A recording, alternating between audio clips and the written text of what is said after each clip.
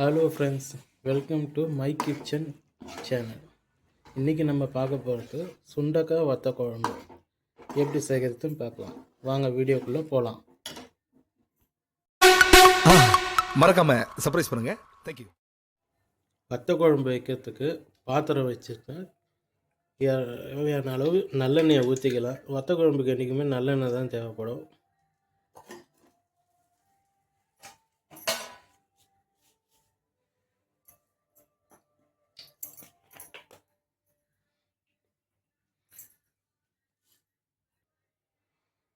எண்ணெய் காஞ்ச உடனே கடுகு போட்டுக்கலாம். கடுகு நல்லா பொரிஞ்சு வந்த உடனே இப்போ நல்லா கடுகு பொரிய ஆரம்பிச்சிச்சு.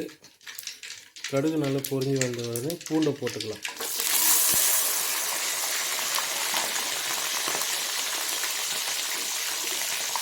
பூண்டு போட்டு பூண்டு நல்லா பொன்னேரமாக ஆகிற வரையும் நல்லா வதக்கி எடுத்துக்கலாம்.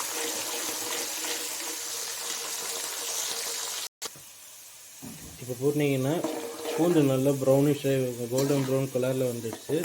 இந்த டைமில் நம்ம வச்சுருக்க சுண்டை வத்தலை சேர்த்துக்கலாம்.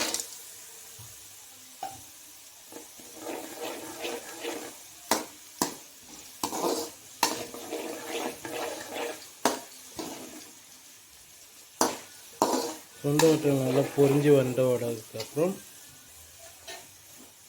வெங்காயம் சேர்த்துக்கலாம். வெங்காயம் சேர்த்துட்டு நல்லா மிக்ஸ் பண்ணிக்கலாம்.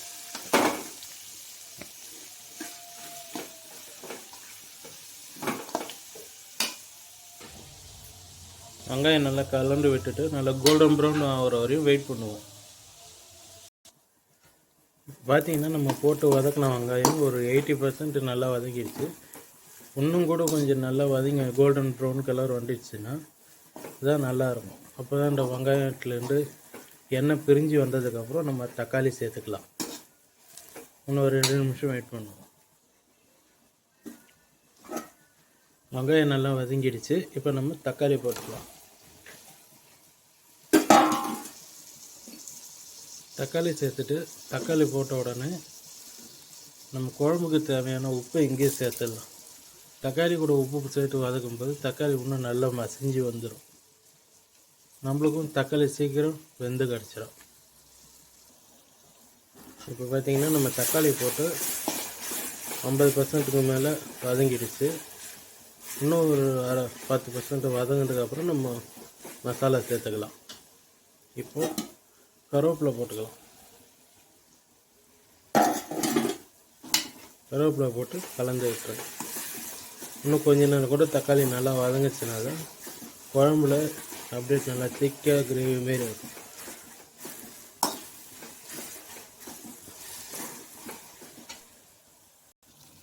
இப்போ பார்த்திங்கன்னா நல்லா தக்காளி நல்லா வதங்கி வந்துடுச்சு.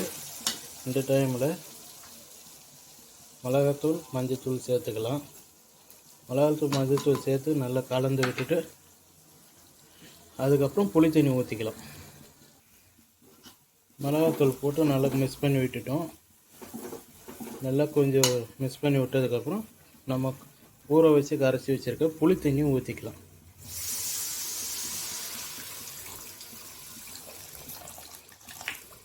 புளி தண்ணி மட்டும் நீங்கள் 1 டம்ளர் புளி தண்ணி ஊற்றுனீங்கன்னா அதுக்கு 4 டம்ளர் புளி தண்ணி ஊற்றணும். வெறும் தண்ணி ஊற்றணும். அப்போ தான் புளி நல்லா வெந்து வரும். குழம்பும் நல்லாயிருக்கும். நல்லா திக்கான இப்போ 1 டம்ளர் புளி தண்ணி ஊற்றுனீங்கன்னா ஒரு 4 டம்ளர் பச்சை தண்ணி ஊற்றிக்கிங்க. அப்போ தான் குழம்பு நல்லாயிருக்கும். லூஸாக இருக்கிற மாதிரி லூஸு கொதித்து வரும்போது அந்த குழம்பு நல்லாயிருக்கும். நீண்ட நாளுக்கு ஆண்டு வரும். இப்போ பார்த்திங்கன்னா நம்ம புளி தண்ணி பச்சை தண்ணி எல்லாம் சேர்த்து ஊற்றி விட்டாச்சு. இது நல்லா அப்படியே கொதித்து வரணும். நல்லா அப்படியே சுண்டி வர வரையும் வெயிட் பண்ணணும். புளி குழம்பு வத்த குழம்பு நல்லா சுண்டினா தான் நல்லாயிருக்கும். இது நல்லா சுண்டி வரட்டும். இப்போ பார்த்திங்கன்னா குழம்பு நல்லா சுண்டி வந்திருக்கு. இன்னும் கூட இது சுண்டணும் நல்லா. அப்போ தான் நம்மளுக்கு நல்லாயிருக்கும். 5 நிமிஷத்துக்கு ஒரு வாட்டி ஓப்பன் பண்ணி இந்த மாதிரி நல்லா அடியோடு கலரி விட்டுக்கணும். ஏன்னா சுண்ட அடியில் உட்காரோம். அதனால் இன்னும் சுண்டட்டும். அப்பப்போ இந்த ஓரங்களில் இருக்கிறதையும் குழம்புக்குள்ளே சேர்த்து விட்டுருங்க.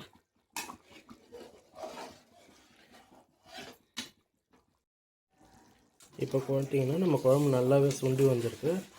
குழம்பு நல்லா ரெடி ஆகிடுச்சுன்னு தெரிஞ்சுக்கணுன்னா இந்த மாதிரி எண்ணெய் நல்லா நம்ம ஊற்றின எண்ணெயெல்லாம் குழம்புல வந்து பிரிஞ்சு வரும்.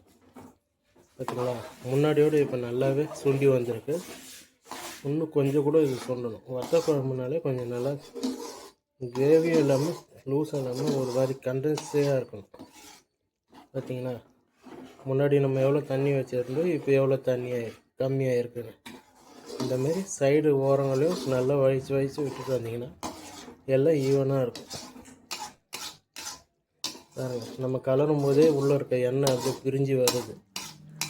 பார்த்தீங்கன்னா அப்படியே விடுங்க. இன்னும் கொஞ்சம் கூட நல்லா வற்றட்டும். நம்ம போட்ட வெங்காயம் தக்காளி எல்லாம் மசிஞ்சு போச்சு. பார்த்தீங்களா, எதுவுமே நம்மளுக்கு கிடைக்காது, வெறும் குழம்பு மட்டும்தான் இருக்கும்.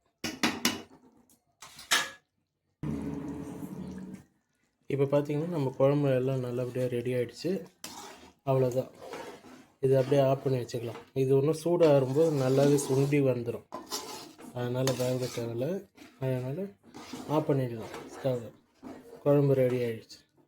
இதை கூட நல்லா அப்பளத்தை வறுத்து வச்சு சாப்பிட்டிங்கன்னா நல்லாயிருக்கும். இது இன்றைக்கி சாப்பிட்றதோட மறுநாள் சாப்பிட்டா தான் இன்னும் நல்லா டேஸ்ட்டாகவும் இருக்கும், நல்லாவும் இருக்கும். இது 3 நாள் ஆனாலும் கெட்டு போகாது, ஃப்ரிட்ஜில் வைக்கலனாலே. Thank you friends. வாட்ச் பண்ணிங்கன்னா குழம்பு செஞ்சு பாருங்கள். நல்லா இருந்ததுன்னா லைக் பண்ணுங்கள், ஷேர் பண்ணுங்கள், கமெண்ட் பண்ணுங்கள், சப்ஸ்கிரைப் பண்ணுங்கள். Thank you friends.